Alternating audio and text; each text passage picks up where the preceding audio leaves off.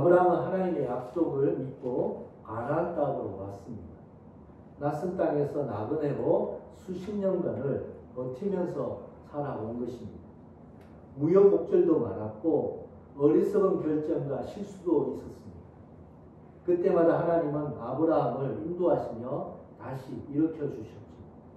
그 하나님의 긍휼과 은혜로 인해서 아브라함은 하나님에 대한 믿음과 신뢰가 쌓여져 왔던 것입니다. 하나님은 오랫동안 하나님을 신뢰하고 기다린 아브라함에게 그토록 바라던 자식 이삭을 드디어 주셨습니다. 이삭은 하나님의 약속과 하나님의 능력으로 아브라함의 나이 100세 때 그리고 사라 나이 90세 때 얻어진 아이였던 것입니다. 하나님을 의지하고 의지한 가운데서 어렵게 얻은 아이였던 것입니다. 이삭은 하나님의 약속의 응답이었던 것입니다. 그런데 오늘 하나님이 무엇라고 말씀하십니까? 네 아들, 네 사랑하는 독자 이삭을 데리고 모리아 땅으로 가서 내가 네게 일러준 한 산 거기서 그를 번제로 드리라. 이게 웬 마른 하늘에 벼락이 떨어지는 것 같은 천천벽력과 같은 소리입니다. 어떻게 얻은 아들인데요? 그것도 당신의 약속과 능력 가운데 주신 아들을 번제로 바치라고요? 주실 때는 언제이고 어떻게 이렇게 데려가실 수 있습니까? 어떻게 이렇게 잔인할 수 있는 것인가? 이유라도 알려주셔야죠. 무작정 이렇게 명하시면 어떡하라는 것입니까? 아브라함은 말도 안 되는 하나님의 명령 앞에서 혼전할 정도로 고통스러웠던 것입니다. 사람이 너무 고통스러우면 멍해지고 말이 없어집니다. 아브라함도 그랬죠. 아브라함은 그 어떤 한마디도 하지 않은 채 나귀의 안장을 씌우고 번제에 쓸 나무를 쪼개고 아들을 데리고 모리의 산이 있는 곳으로 떠나게 됩니다. 아브라함은 아무 말도 하지 않은 채 침묵 속에서 3일을 그저 뚜벅뚜벅 걸어갔던 것이죠. 아브라함의 침묵은 그의 고통이 얼마나 심각했던지를 보여주는 것이었습니다. 우리네 삶에도 고통스러운 일들이 찾아옵니다. 지인에게 사기를 당하고 회사의 구조로 실직이 되기도 하고 가족이 교통사고를 당하고 이혼을 하고 자녀에게 안 좋은 일이 생기는 듯 고통스러운 일들이 우리에게도 찾아오죠. 그런데 이런 일이 하나님을 믿는 우리에게도 일어난다는 것입니다. 우리를 지키고 인도하시겠다는 하나님의 약속이 있음에도 불구하고 예외 없이 이런 일이 우리에게도 닥친다는 것이죠. 하나님을 믿지 않고 반항했다라면 이해를 하지만은 하나님에 대한 믿음으로 성실하게 신앙생활 했음에도 불구하고 이런 어려움이 닥치는 거죠. 하나님은 어떻게 이러실 수 있습니까? 왜 하나님 가만히 계시는 것인가? 아브라함도 하나님 도대체 어쩌려고 이렇게 하시는 것입니까? 뭔가 잘못된 것 아닙니까? 라고 울부짖었을 친구입니다. 왜 하나님은 아브라함에게 이런 잔혹한 명령을 하신 것일까요? 하나님이 아브라함을 시험하시려고. 이 시험이라는 히브리어 나사는 잘못된 일을 하도록 유도한다는 그런 의미가 아니라 다른 사람이 가치 있는지를 알아보기 위해서 검증한다는 것입니다. 사단이 예수님에게 한 시험은 예수님을 잘못된 길로 가게 하려는 유혹이었습니다. 그러나 하나님이 아브라함에게 하신 시험은 아브라함의 믿음을 측정해 보려는 테스트였던 것이죠. 아마 이곳 가운데는 이 중국 무협 영화를 좋아하시는 분도 계실 것입니다. 중국 무협 영화를 보게 되면 한 제자가 스승 밑에서 무술을 전수받고자 오랜 시간 수련을 쌓게 됩니다. 처음에는 접시 닦기로부터 시작하게 되죠. 그리고 한 손가락으로 물구나무를 서는 등 점점 고단수의 무술을 배우게 됩니다. 제자의 실력이 점점 늘어서 스승에 견줄 만한 실력을 갖추게 될 쯤에 스승이 제자를 갑자기 공격하게 되죠. 스승의 공격에 제자는 당혹해하다가 마지막에 스승에게 일격을 가하게 되고 스승은 쓰러지게 됩니다. 그때 스승이 일어서면서 하는 말이 있죠. 더 이상 가르칠 것이 없구나. 이제 산을 내려가거라. 제가 보았던 중국 영화는 항상 이러했습니다. 스승이 제자를 공격하는 이유는 무엇일까요? 예, 제자가 자신으로부터 제대로 배웠는지를 보기 위한 것입니다. 자신만큼, 아니 자신보다 더 훌륭하게 성장한 제자인지를 보고 싶어 했던 것이죠. 테스트를 하고자 한 것입니다. 하나님도 그러하셨습니다. 하나님은 아브라함을 택하시고 아브라함을 지금껏 훈련시켜 오셨죠. 이제 아브라함이 정말로 잘 배웠는지 점검하고 테스트해야 될 시점이 오게 된 것입니다. 아브라함은 하나님의 학교에서 지금 기말 시험을 치르고 있는 것입니다. 하나님은 아브라함에게 답을 적을 백지를 내어주시죠. 아브라함은 심장이 콩닥콩닥 그랬습니다. 제발 공부한 데서 나와야 하는데 하나님 제발 제가 예상한 곳에서 나오게 해주십시오. 하나님은 칠판에다가 시험 문제를 쓰십니다. 시험 문제는 단 한 문제였습니다. 네 아들 이삭을 번제로 바치라. 문제를 받는 순간 하늘이 노래지고 가슴이 철렁 내려앉았습니다. 한 번도 예상하지 못한 질문인 것이죠. 이때 사람들이 하는 말이 있죠. 주로 뭐라고 얘기합니까? 오 마이 갓. 오 하나님, 왜 나에게 이런 시련을 주십니까? 하나님 너무하십니다.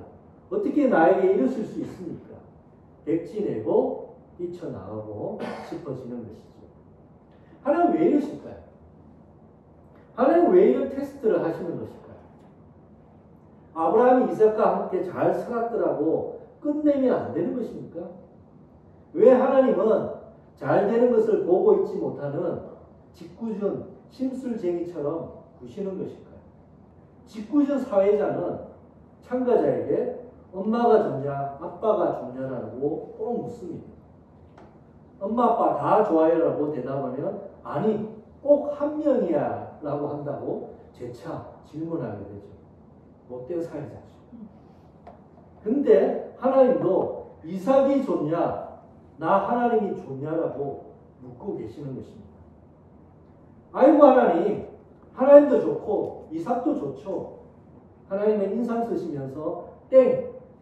둘 중에 한 명을 선택해라고 단호하게 재차 질문하시죠. 아브라함은 어떤 선택을 해야 할까요? 당연히 자식이 좋죠. 어떻게 자식보다 하나님이 좋을 수 있습니까? 땡! 너는 탈락. 하나님, 아무리 그래도 하나님보다 자식이 좋을 수는 없지 않습니까? 이삭도 다 하나님이 주신 것이죠. 딩동댕, 너 합격. 정말 유치하고 재미가 없습니다. 근데 하나님은 이 유치하고 재미없는 질문을 너무도 진지하게 아브라함에게 묻고 계십니다. 너의 아들, 너의 유일한 아들, 너의 사랑하는 자 이삭이냐? 너의 하나님, 너의 유일한 하나님, 너의 사랑하는 자 하나님이냐? 라고 질문하고 계시는 거죠. 하나님은 우리에게 이 유치한 질문을 동일히 던지십니다. 네가 소중하게 여기는 것이 무엇이냐? 나 하나님이냐? 다른 무엇이냐? 우리는 이 질문을 피해갈 수가 없습니다.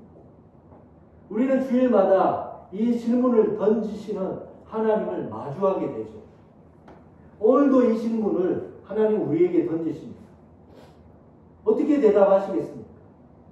뭐 이런 유치한 질문을 던지냐며 백지 내고 밖으로 나가시겠습니까? 하나님의 질문에 건성이 아닌 진심으로 대답하려면 나의 땡땡, 나의 유일한 땅땡, 나의 사랑하는 땡땡, 이삭이 무엇인지를 살펴봐야 합니다.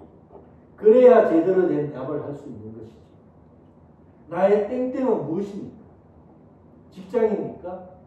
자녀입니까? 돈입니까? 명예입니까? 사업입니까? 건강입니까? 하나님은 아브라함에게 찾아오셔서 아브라함에게 땡땡 복을 약속해 주셨습니다. 아브라함은 하나님이 왜 자신에게 이렇게 복을 주시려고 하시는지 처음에는 깨달을 수가 없었습니다.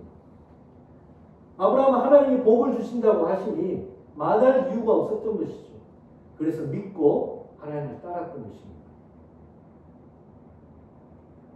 남편이 아내에게 매일 꽃을 사다 주는 것입니다. 한 번만 주는 것이 아니라 계속해서 꽃을 사주는 것이죠.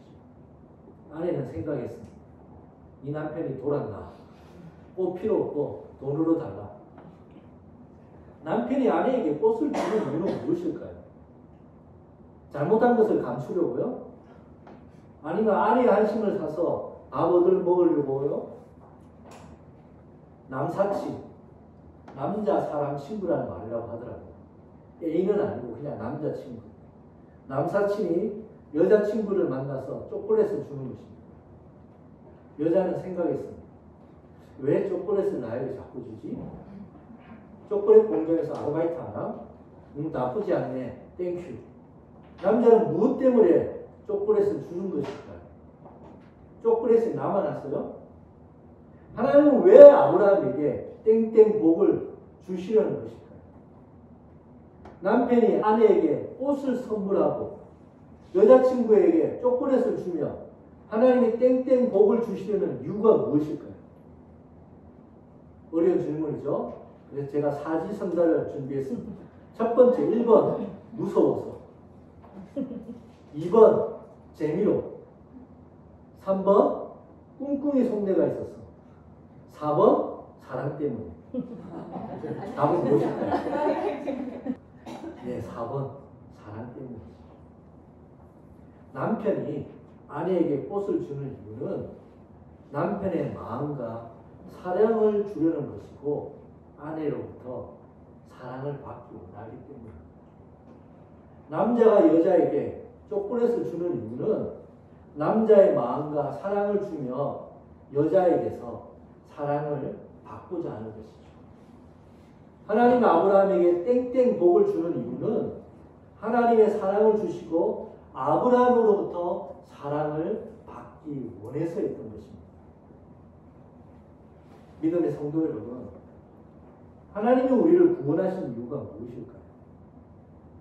영원한 생명을 주시고 천국의 소망을 주시는 이유는 무엇일까요? 그저 우리가 이 땅에서 문제없이 잘 살고 죽어서도 천국 가운데서 영원히 잘 살게 하시려고 하나님이 당신의 아들을 죽게 하신 것이라면 하나님은 너무도 과도한 희생을 치른 것이 아닐까요? 하나님이 우리를 구원하신 것은 하나님과 우리가 진정 사랑하는 관계를 맺고자 하셨던 것입니다. 하나님이 세상을 이처럼 사랑하사 독생자를 주셨습니다. 하나님은 그의 독생자, 그의 사랑하는 아들을 주실 정도로 우리를 사랑하셨습니다. 하나님은 마음을 다하고 뜻을 다하고 힘을 다하여 우리를 사랑하신 것입니다. 그렇기 때문에 하나님도 우리가 마음을 다하고 뜻을 다하고 힘을 다하여 하나님을 사랑해 주기를 원하고 계시는 것이죠. 한 번씩 제가 아내에게 사랑하냐고 물을 때가 있습니다. 몰라서 묻느냐고요? 압니다. 그런데 왜 묻느냐고요? 사랑하기 때문이죠. 또 사랑받고 싶기 때문입니다. 하나님은 눈물이 호수가 되도록 러브레터를 보내십니다. 우리에게. 이 모든 한 장 한 장이 하나님이 우리에게 보내시는 사랑의 러브레터인 것이죠. 하나님은 당신이 누구신지 얼마나 가슴 졸이며 우리를 기다리고 계시는지 온 천지 가득한 마음으로 하나님 당신의 마음을 주시기 원하시는지 지금도 사랑의 편지를 우리 각자에게 띄우고 계십니다. 하나님은 혹시 우리가 무심결에 집안으로 날라오는 광고 전단을 쓰레기통에 던지듯이 하나님의 사랑의 편지를 취급하고 있는 것이 아닌지 궁금해하십니다. 믿음의 성도 여러분, 우리는 무엇 때문에 신앙생활하고 있는 것일까요? 나의 땡땡, 나의 유일한 땡땡, 나의 사랑하는 땡땡, 그 이삭을 얻기 위해서가 아닌가요? 네, 좋습니다. 하나님도 아브라함에게 땡땡 복을 주셨습니다. 그리고 우리에게도 그 복을 주시기 원하시죠. 하지만 신앙생활하는 이유가 나의 땡땡, 나의 사랑하는 땡땡, 나의 유일한 땡땡, 그것이 신앙생활하는 것에 최우선이 된다면 몰라도 너무 모르는 것이죠. 하나님이 왜 아브라함에게 땡땡 복을 약속해 주시는 것일까요? 왜 남편은 아내에게 꽃을 사다 주며 남자는 여자에게 꿀렛을 주는 것일까요? 신앙생활은 우리를 사랑하신 하나님을 알고 사랑하는 것입니다. 신앙생활은 하나님을 알기 원하는 것이고 하나님을 사랑하고 하나님을 깊이 만나기 원하는 것입니다. 신앙의 중심은 바로 인격이신 살아계신 하나님이십니다. 신앙의 목표는 하나님 그분을 알고 그분을 사랑하는 것이죠. 그러면 남편은 기뻐서 더욱 꽃을 줄 것이고 남자는 여자에게 초콜릿을 한 박스로 줄 것이며 하나님은 말할 수 없는 놀라운 축복을 주실 것입니다. 하나님은 아브라함에게 이삭을 사랑하느냐 나를 사랑하느냐 유치한 질문을 던지십니다. 예수님은 베드로에게 3번에 걸쳐서 네가 나를 사랑하냐고 물으시죠. 그리고 우리에게 너는 나를 사랑하느냐 혹 땡땡을 사랑하는 것은 아니냐 라고 똑같이 물으십니다. 어떻게 대답하시겠습니까? 꼭 말로 해야 합니까? 사랑하니까 이렇게 주일날 나오는 것이 아닙니까? 하지만 주님은 다시 집요하게 우리에게 질문하십니다. 너의 땡땡, 너의 유일한 땡땡, 너의 사랑하는 땡땡보다 나를 사랑하느냐? 어떻게 대답하시겠습니까? 좋습니다. 지금 당장 대답하지 않으셔도 됩니다. 천천히 생각해서 대답하셔도 됩니다. 그러나 진심으로 대답해야 합니다. 왜냐하면 하나님이 심각하고 진지하게 지금 우리에게 질문하고 계시기 때문이죠. 하나님은 너의 아들, 너의 유일한 아들, 너의 사랑하는 자 이삭을 바치라고 아브라함에게 명령하셨습니다. 네가 나를 사랑하느냐? 네가 나를 무엇보다도 소중하게 여기며 존중하느냐? 혹 나보다 우선적으로 여기는 것이 있지 않느냐? 아브라함은 바로 대답할 수가 없었습니다. 오랜 침묵 가운데 아브라함은 더듬으며 그 대답을 찾아가고 있는 것이죠. 믿음의 성도 여러분, 우리는 11번에 걸쳐서 아브라함의 이야기를 들었습니다. 아브라함의 이야기는 바로 22장을 향해 오고 있었던 것이죠. 아브라함을 향한 하나님의 질문 앞에 우리가 서도록 그렇게 창세기는 22장을 향해 가고 있었습니다. 우리는 오늘 하나님이 우리에게 던지시는 질문 앞에 정말로 진지하게 서야만 합니다. 네가 나를 사랑하느냐? 내가 너에게 이 모든 것을 왜 준 건지 아느냐? 하늘과 땅, 바다, 살아 숨쉬는 생명체, 그리고 너의 생명, 너의 가족, 너의 집, 너의 사업, 너의 모든 것, 그리고 너의 구원, 다 내가 너에게 준 것이 아니더냐? 내가 너를 사랑하기 때문이다. 그런데 너도 진심으로 나를 사랑하느냐. 아마도 쉽게 대답하지 못할지 모릅니다. 괜찮습니다. 때가 되면 답할 날이 올 것입니다. 아브라함도 이 대답을 하기까지 수십 년이 걸렸습니다. 어쩌면 우리는 더 많은 세월이 필요할지도 모르죠. 하나님은 마음에도 없는 쉬운 대답을 듣고 싶어서 이 질문을 던지고 계시는 것이 아닙니다. 하나님의 인내로 기다려 주시죠.